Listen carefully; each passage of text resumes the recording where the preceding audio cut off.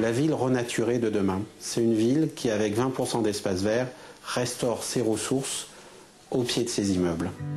Thierry Jacquet est l'inventeur des jardins filtrants, un procédé 100% naturel pour traiter les pollutions. Sa méthode, utiliser les propriétés naturelles d'auto-épuration des plantes. Symbole de ses réalisations, le parc de Nanterre aux portes de Paris, ouvert au public depuis juin 2006. Une ancienne friche industrielle de 15 hectares, réhabilitée de manière écologique dans une zone pourtant à forte pression urbaine. Imaginez qu'on clôt le grand axe historique qui part du Louvre, qui passe l'Arc de Triomphe, l'Arche de la Défense et qui rejoint la Seine.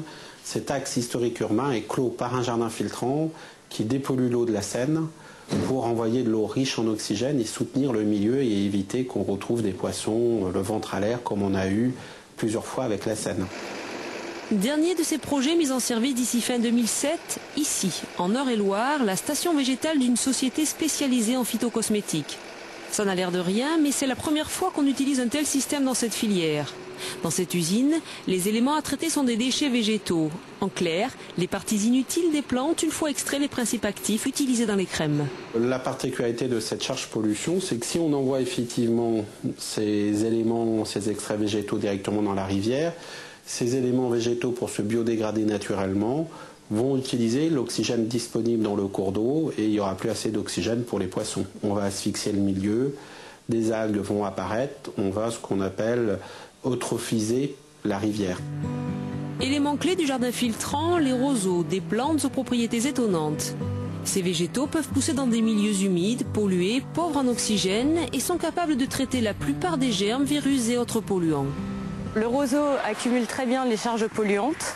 Il a des racines qui permettent aux bactéries de se développer et donc de biodégrader les polluants. À travers un système de canalisation, on va envoyer et faire circuler les eaux usées dans une série de bassins plantés de roseaux. Au fur et à mesure de leur passage, ces eaux vont se débarrasser de leurs déchets végétaux. Il y a 3 types de bassins ici. Les filtres qui vont retenir les matières en suspension. Ensuite, il y a les filtres qui vont continuer le traitement et les bassins plantés qui vont affiner le traitement. Écologique, le procédé est aussi économique. Budget de départ de ce jardin filtrant, 600 000 €. Mais une fois mis en service, il suffira d'un simple entretien et d'un contrôle des canalisations. Plus besoin de payer 100 000 € chaque année pour le réseau d'assainissement, comme c'est le cas actuellement. L'installation sera amortie d'ici 6 ans. Le jardin n'est pas fini, mais déjà de nouveaux projets sont à l'étude. Car Thierry Jacquet en est convaincu, les jardins filtrants, c'est la méthode idéale.